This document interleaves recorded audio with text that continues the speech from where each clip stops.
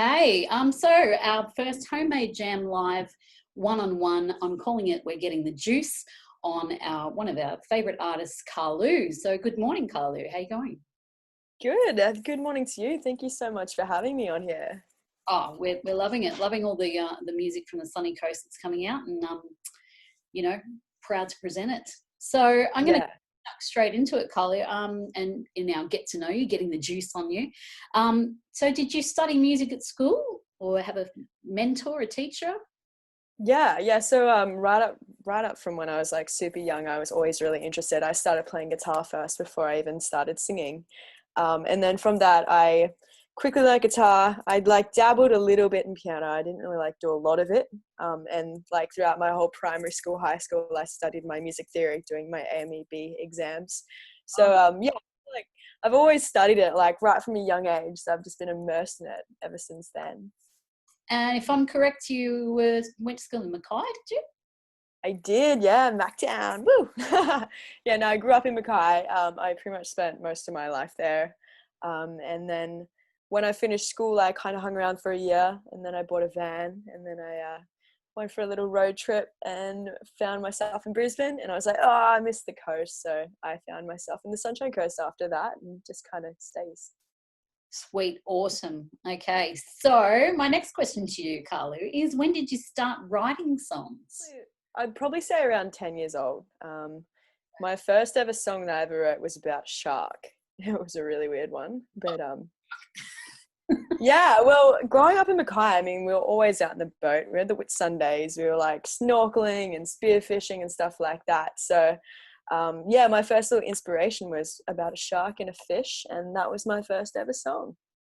Cool. Love sharks. Do you dive at all? I don't. Oh, I mean, I did a road trip recently, and I like went swimming. I went like snorkeling around. Oh, where was it? It was probably in Victoria. And there were like sharks in the water, and I was like out there by myself. I'm like, this is sweet, but so scary. Yeah, sharks down there aren't like reef sharks, are they? No, they have sharper teeth. No. All right, getting back to the music side of things, do you tend to collaborate on any of your songwriting up to now so far? Or Yeah. your songs specifically being your own so far?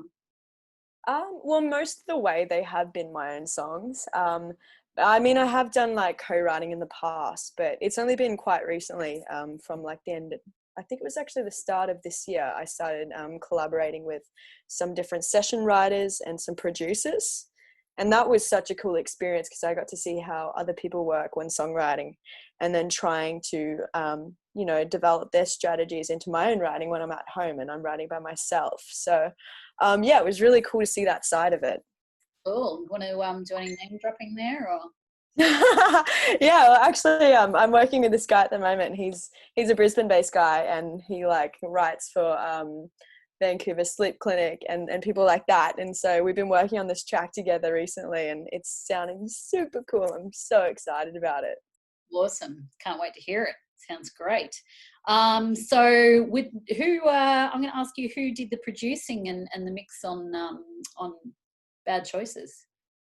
Yeah, so I actually went to the Gold Coast for the first two tracks that I released. So Bad Choices and Grew Up, and I worked with Brad Hosking from Blind Boy Studios, and Brad works with Amy Shark. He plays in her band, so he's a great guy. He knows what he's doing. He knows what's up. Yeah, that's why it's got that real cutting edge sort of sound. Yeah. Did you find Yeah, like writing the song and then what it ends up becoming is like it's a real journey? yeah. Like I think, Oh, 100%. yeah. Yeah. Well, especially with that track, like I actually walked in the studio with a folk song. Like it was literally so different to what we came out with. We ended up changing up all the verses, and we rewrote the chorus, and like it's nothing what it was before we took it in there. So it was great to get somebody's ears on it, and like a fresh perspective on that sense, and kind of develop it into something that it is now. Yeah, well, it's hard to give up that demo love, isn't it? Like, it's like, Yeah. "Oh, this is how it, yeah, but I know, it's like attachment issues. line in there. But yeah, fantastic job. I think the production on that is amazing, which brings me to the video. Yes. Where was who was that your storyline? What's the dealio on that? Yeah, so pretty much I just wanted to capture, just a fun night. So I called up a friend from Byron who studies like film, and I'm like, hey man, like I want to shoot a music video, but I don't want to have like any purpose to it. I just want to show that it's fun, it's like catchy, it kind of shows our personalities, and I just want to I want you to capture this night exactly how it is. Yeah. So we went out to the supermarket, we got frozen pizzas, we like stayed at somebody's house, and then we went out in the town, and that's exactly what it was. And then I also had this really cool idea of I wanted to get a tattoo, and so it was my first tattoo. And I know my family quite well, and they are very against tattoos. My sister got one when she was younger, and they did not like that at all. So for me to get one as well, they were not happy about it. So I ended up filming Mum as I was getting it done, and yeah, priceless. So related to that. So related. I've done it to myself. Probably around your age. Yeah, I have a gigantic panther thing on my back. And same thing in Belgium. She loves the Beatles, so she got a strawberry with Fields Forever across it on the back of her leg. Oh, really? But, I love that. I'm sure that was one of the things when I got to the end of the video, I was just like, oh, this is so relatable, like, so relatable. I absolutely love it. I just love it. Okay. Yeah. That, the band is there a band around Karlou? What's the situation? Yeah, well, it's pretty much just a project at the moment. So pretty much I am the project, and I have some session people around me. So at the moment I've got my friend Jake, who plays drums in Electric Lemonade on the Gold Coast. Yeah. He's playing drums at most of my live shows at the moment. And I'm looking to extend this project and reach out to someone who plays keys or bass, and that way we could really like amp up the live show and create this sound that's it's progressive, and it's a full sound. So yeah. I'm excited to get on that and work on that journey, but that's still in the bag at the moment. Well, it's been hard to sort of get anything like that happening, let alone a rehearsal, isn't it? Yeah. Yeah, for sure. So that kind of leads me to what's happening with future releases. Is Karlou going to be the main focus for you from here on for a bit? Is there an album coming? Yeah, well, it'll definitely be the main focus. Just because like I did have another project which I was doing my own stuff, and I was writing little folk songs, but the thing was I really wanted to do a project where the music that I was making was the same music that I was listening to. Yeah. Where at the moment it changes all the time, but I'm currently listening to that indie pop sound. So to be able to make that music and listen to it and actually enjoy it, I think that's my sole purpose. And if I'm doing that, the passion is there and I'm in it 100%. So it's definitely there. You're right on them. I would say right on. Okay, my next question to you, Karlou, is: are you 100% indie? And what would you like to happen with your music? Being an artist, we sort of had a quick chat about that before. Independent art. Yeah, definitely. It is. It definitely is. I feel like being a young person in the industry, it's kind of hard to get yourself out there. You've got to be really proactive, and you've got to really take a stance and know your direction. But it's so hard to know your direction when it's all over the place at the moment, especially with the whole virus thing. Like that has just destroyed half a year. However, if you look at it in the terms of a creative sense, or maybe being proactive in this time and sending out emails and contacting people, it's probably a good thing. So I am fully independent, and I really enjoy doing independent stuff. Like sometimes it's a real blessing, be honest, to make those choices yourself, but then again, you don't have that guidance that you would if you were with a label or a representative. So Yeah, I don't know if like I would always be indie. Like I think maybe one day I'd look out to the future and be like, well, maybe I do need some guidance along the way. So yeah, I'm pretty much open for it, and if it comes my way, I'll definitely take it. But I'm not necessarily seeking it at this stage. Cool. Yeah, because it's that thing. It's continuously pouring money into promotion and that kind of stuff as well, isn't it? Yeah. Next question I was going to ask you, Karlou Music Festival. How did you get on board with that? Like, Oh, yes. I absolutely love that festival. I just applied through the online link. And when I got the email saying that I was in, I literally cried. I was so stoked. I could not believe it. So yeah, when we played it, it was just insane. We just met so many people who came to the show that had never even heard of my music before. And then there were some who had just gotten on the Spotify playlist on Karlou Music Festival. They'd been listening to it prior to the festival. And it was a great platform for them to discover new artists and actually go and see them. So yeah, we got a lot out of that festival. And we also did like a show around the whole like in between, we did at Soul Bar as well. So it made the festival huge for us because the Soul Bar show was like absolutely epic as well, because you had all the people at the festival come through. And then I'm pretty sure Tones played that night at Soul Bar. So it was like massively packed. yeah, Xavier Rudd just before the lockdown was like, oh. That would have been so good. Yeah, it was amazing. That also, I was going to quickly ask you, and you kind of already touched on it, how you've been coping with the COVID-19 restrictions. Are you've been creative through it? Have you been feeling like you're on the roller coaster?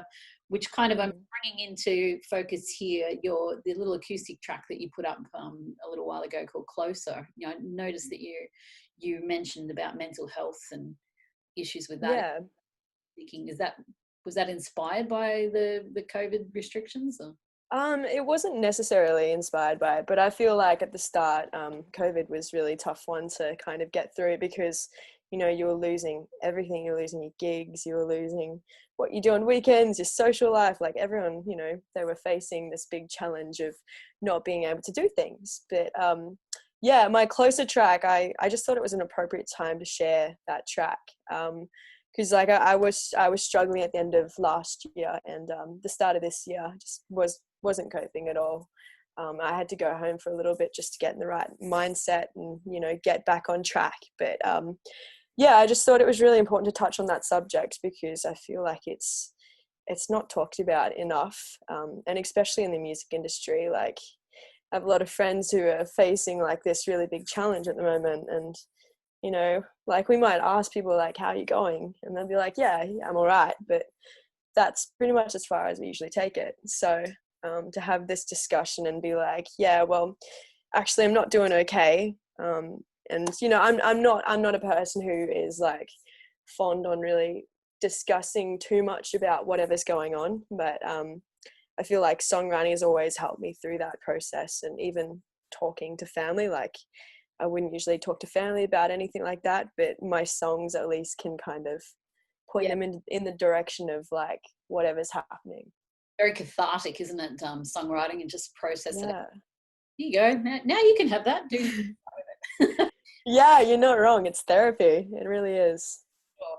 Even if it sits on your computer for years. Yeah.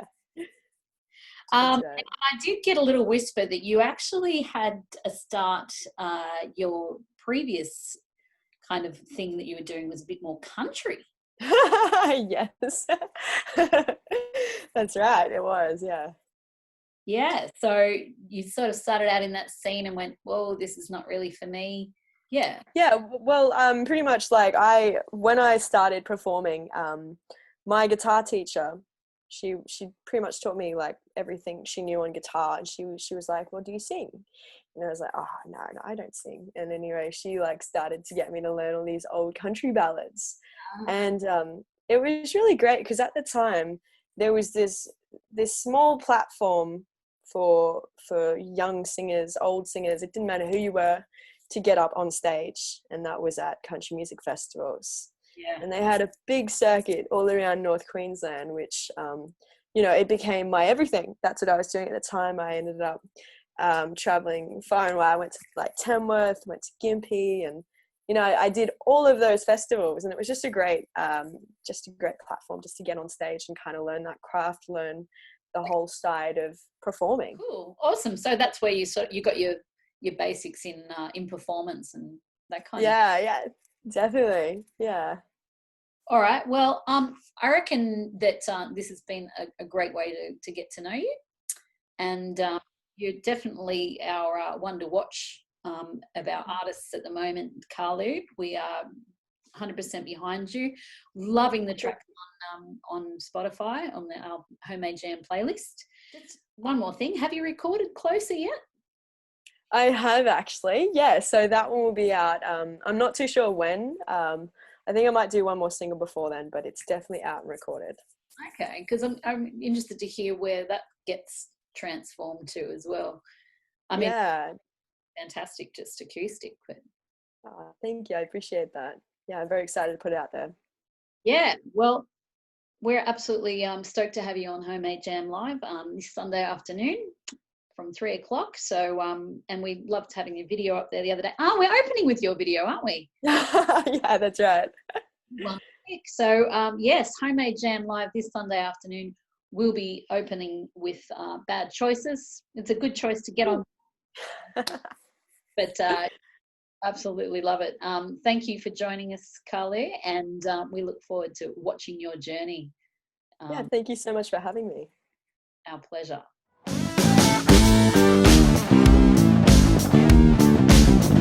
Homemade Jam!